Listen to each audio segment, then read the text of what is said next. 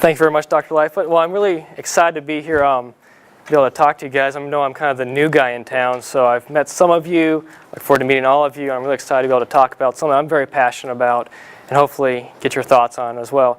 I want to give you a brief background on me about why I chose motorsport physiology and kind of how I found Dr. Lightfoot. I used to work as a mechanic, used to drive race cars, and as Dr. Lightfoot said, growing up in Las Vegas, we were not unaccustomed to 116-degree weather. And I remember very clearly being a sophomore in exercise science, racing in Las Vegas in 116-degree weather, and a guy from Denver came down to race with us. The guy did well. He came in second place. I remember going up to him and saying, "Hey, great job, second place." And he looked at me and he said, "I came in third. There were 2 cars ahead of me." It took me a couple seconds to realize there were not 2 cars in front of him. There was 1 car, and he was just seeing double. I came to that conclusion by him being beat right in the face. So this started me thinking about this whole motorsport physiology and these guys really being athletes in the way they work. And that's what I want to talk to you about today. So like I said, I'd met Dr. Lightfoot and the rest is history. So when I started this big motorsport journey, in 2007, there were only 3 articles in the literature about motorsport physiology. And they were all on drivers, none on pit crews, and actually none on NASCAR. This one was done on IndyCar drivers, and these were done on rally car drivers in Australia. And they really looked at some of the thermal regulation stuff. They touched on heart rate a little bit, but they dealt with a lot of the trouble that we ran into with field studies in that this is a racing situation. How do you control for the uncontrollable? And so that's what we're going to talk about. And as you'll see, we've added to this list of articles since we've started doing this.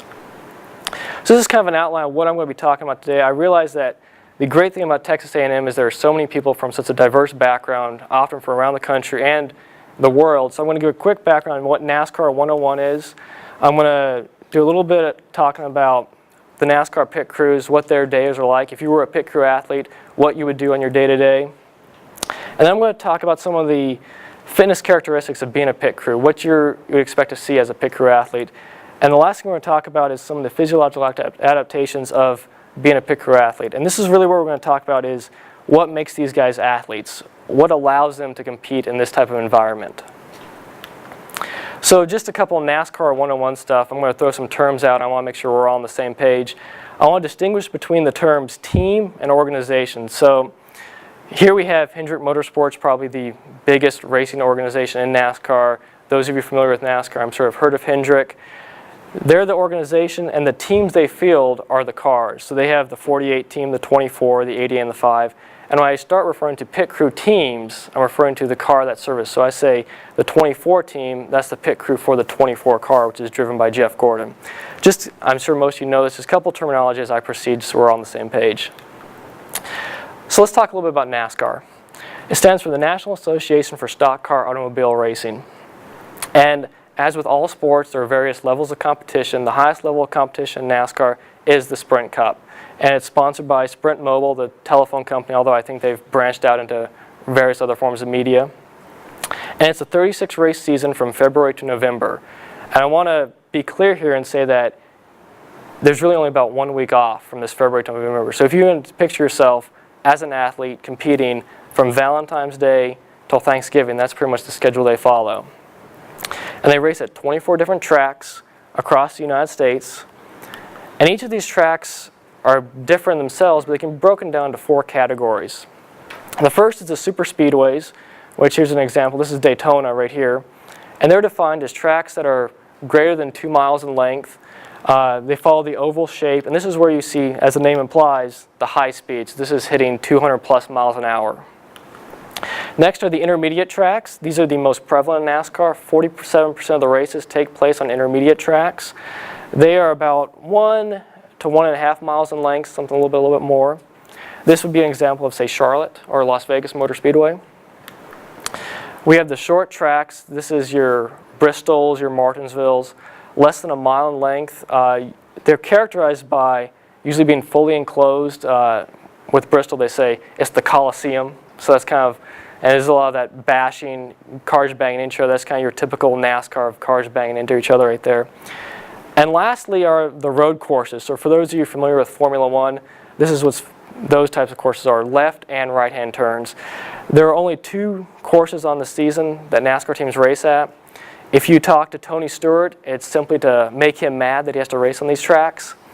But that's kind of what NASCAR did to improve competition. And so the reason why I brought these up is that each of these tracks poses its own demands from a racing standpoint, but also from a physiological standpoint. That's going to be talking about a little bit later. And so when you have these tracks, you need skilled people and skilled athletes. Specifically, the NASCAR pit crew. And we all know we've seen NASCAR pit crews. We see them for probably a minute on television, and that's all we really give them much thought. I'll be honest, when I first started going to racing, I thought, pit crew, there's not much going on, and boy was I wrong from what I found out. So let's talk a little bit about the various positions of the pit crew. There are 7 individuals that go over the wall initially, and each person has a very different job, and that's why I want to talk to you a little bit right here. First is the jackman. There's one person per car or per team, and he uses a hydraulic jack, and his job is to lift one side of the race car in 1 second. So you can picture running out to the side of the car, boom, car's up. And at that time we have 2 tire changers, one for the front and one for the rear. They come over with air-powered impact wrenches, remove 5 lug nuts. The goal is to do 5 lug nuts in 1 second. For any of you that have ever changed a tire, I encourage you to think about that, how fast these guys are really doing it. And they take the lug nuts off, they take the old tire off, at which point the tire carrier, once again 2 for each car, 1 for the front, 1 for the back, they come over pit wall, and they hand the new tires to the changers put them back on, screw the lug nuts on, and the car is ready to go. At the same time that all this is going on, the gas man is refueling the car, and the catch can man, who probably is the most interesting name, he stands at the back of the car with a can about this big, and his job is to collect fuel that spills out. There were issues with fire early on in NASCAR, and so they wanted to find a way to prevent fuel from spilling out. And also his job, he makes adjustments to the back of the car. So we see the guy come in and he puts the wrench in, starts cranking. That's the catch can man. So that being said, here's an example of a pit stop right here. So here you see the jack man lifts the car. The changers are removing the lug nuts. Carrier puts the new tire on. And they release the jack and the car goes. Okay. The goal of a pit stop is to do it in 12.5 to 14 seconds. Now, 12.5 to 14 seconds, you say, well, why is there 12.5, Dave? Why half a second? Well, there's a very famous quote that I remember Rick Hendrick saying, was that 1 second on pit road equals 200 feet on the racetrack. And if you want to picture that, that's the difference of first and 10th place. This is a pretty big difference when you start talking about like that, especially when you start thinking of the financial cost. Not only from sponsorship dollars, so whether a sponsor would give money to a team, obviously they want to give it to it if a team finishes first over 10th, but also if they're competing for a championship, that's millions of dollars right there that they lost because they were 1 second slower on pit road. So for a group that you only see for a minute on television and they only do a pit stop for 12.5 seconds, the race team depends highly on what these guys can do and how well they can do their job. Originally when NASCAR started, these guys were just mechanics and they would just go over the wall and change tires. And then what slowly started to happen was they said, you know, we really need guys that are conditioned that can do this. So they thought, well, let's just have athletes be full-time pit crews. Well then, if you all remember, the economy kind of dropped out, and NASCAR said, well, we need to cover our costs too. You think of this billion-dollar industry being affected by the economy, you have to think of their sponsors were affected by the economy, so of course they were as well. So what happened now is today's NASCAR pit crews, in addition to having to go over the wall and do pit stops, also have other various jobs to do, whether it is building engines, fabricating the car bodies. All those bodies, while they say are stock cars, they're all handmade. There really is no more stock car. I was talking to someone earlier today that said, I wish I could go down and buy a NASCAR stock car off the lot, and you really can't anymore. Some of them are strength and conditioning coaches, just like us. They have their bachelor's degree in exercise science. And actually, one individual actually managed the business accounts for the team. So they look for someone that has very different, that can do multiple things and also pit the car. As I hinted at, NASCAR is now looking for athletes to go over the wall. And the famous saying from a friend of mine on Chip Ganassi Racing said, you can teach an athlete to be a mechanic. You can't teach a mechanic to be an athlete.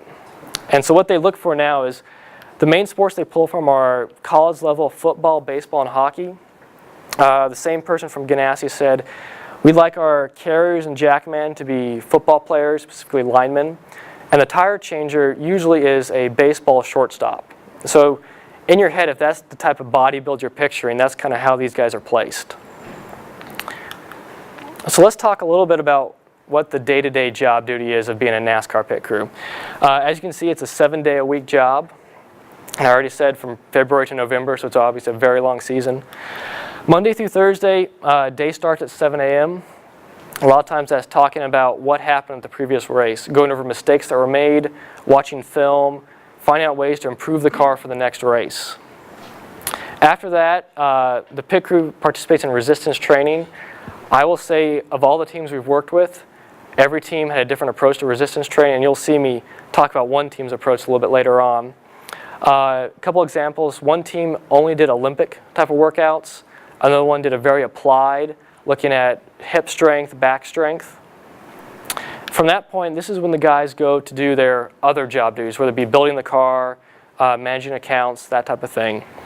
And then, now this is not true for all the teams I'll talk about a little bit later, is that then they practice pit stops in their full fire gear, outside, simulating pit stops. Teams will bring a car in, they'll pit the car. Sometimes they'll bring the car in at a weird angle to give people, pit crew experience pitting the car at various different levels. And then from 4 to 6, finish off the shop duties, whether it be getting the car out of the paint booth, getting the engine on the dyno, stuff like that. So as you can see, it's almost a 12-hour day. Then Friday to Sunday is what's termed the race weekend. So usually on a Friday is traveling to the racetrack. During the early parts of the race weekend, the team is practicing and qualifying. So the pit crew is usually working in a help capacity, whether it be setting the car up, making adjustments, or trying to set the trailers and the pit box up at that time. And then during the race, the pit crew practices their pit stops. And that's in the full fire protection equipment, helmets and everything. I'm going to talk a little bit about how that could influence thermal regulation a little bit later. So I've given you an idea of what the NASCAR pit crew job is. So what makes a successful pit crew? Can anyone do it? Is there a very secure population that can do it? Let's talk a little bit about that. And I just want to point out, here is a great example of the equipment they have to wear. Here's the helmet, the fire suit. You can see the impact gun the changer uses right there. So the first study we actually did was with an organization named PIT, and it stands for Performance Instruction and Training. PIT trains pit crews. You got to love, terminology there. And that was their goal, was if you want to be a pit crew member, come to them. They have a 6-week course. They'll train you. They'll show you how to do everything. A great group of guys out there.